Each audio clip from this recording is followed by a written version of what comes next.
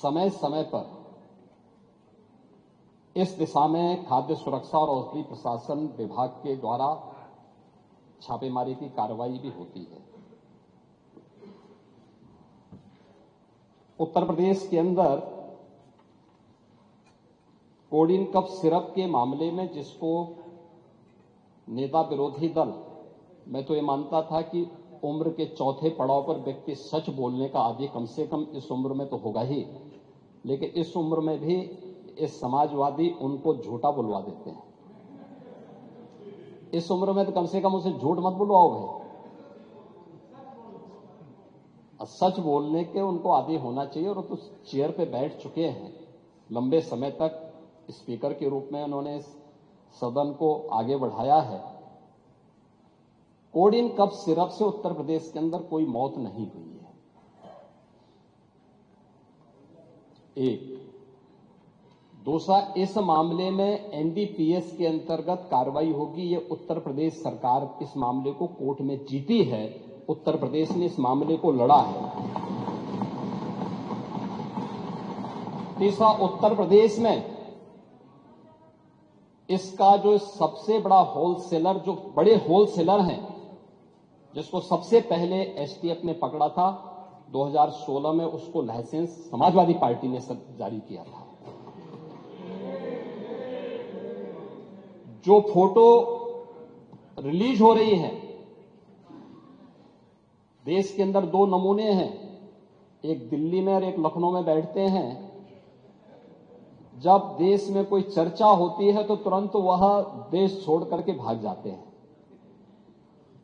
और मुझे लगता है कि यही आपके बबुआ के साथ भी हो रहा होगा।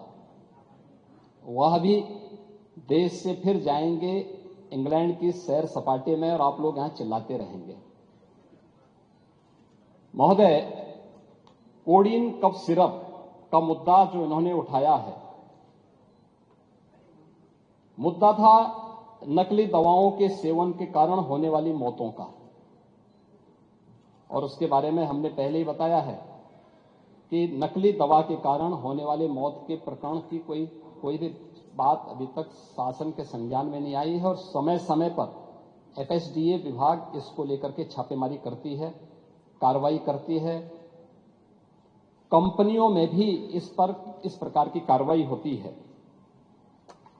यूपी के अंदर कोडिन कफ सिरप,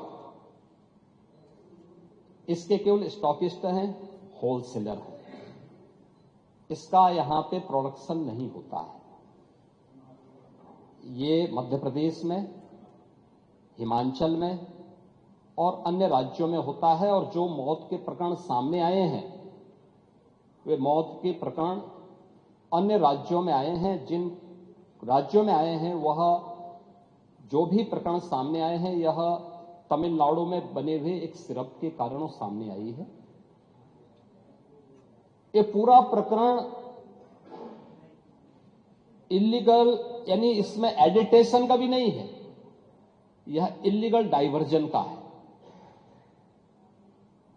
इस डाइवर्जन के माध्यम से इन होलसेलर ने, जिसमें सहारनपुर का भी है, गाजियाबाद का भी है, वाराणसी का भी है, लखनऊ का भी है और कानपुर का भी है, इन लोगों ने इसको उन देशों में पहुंचाया है, उन राज्यों में पहुंचाया है जहां मद्य निषेध है, लेकिन वहां पे नशे के आदी लोगों को इसको लेने की एक आदत सी है, तो वहां पर उसका दुरुपयोग किया गया है। जबकि बिना चिकित्सीय परामर्श के इसका सेवन नहीं हो सकता, खासतौर पर बच्चों के लिए। एडल्ट भी चिकित्सीय परामर्श से ही इसका सेवन करता है। कौन ऐसा व्यक्ति है जिसने कफ सिरप नहीं लिया? खांसी होती है, हर व्यक्ति लेता है, लेकिन चिकित्सीय परामर्श से उसमें लिखा जाता है। क्योंकि पढ़ाई लिखाई से आप लोगों का कोई वास्ता है नहीं, इसलिए आप लोग हमेशा इस प्रकार की बातें करते हैं। बात पहले अब सुन लीजिए ना, आपने पूरी बात बोली तो हम लोगों ने आपकी बात सुनी, आप लोग चिल्लाते रहे तब भी हम आपकी बात सुनते रहे। अब कम से कम हमारी बात तो सुन लें। ये कार्रवाई सरकार ने की है और सरकार ने इसके लिए 79 अभियोग अब तक दर्ज किए हैं। इसमें 225 अभियुक्तों को इसमें नामजद किया है। 78 अभियुक्त अब तक गिरफ्तार हुए हैं।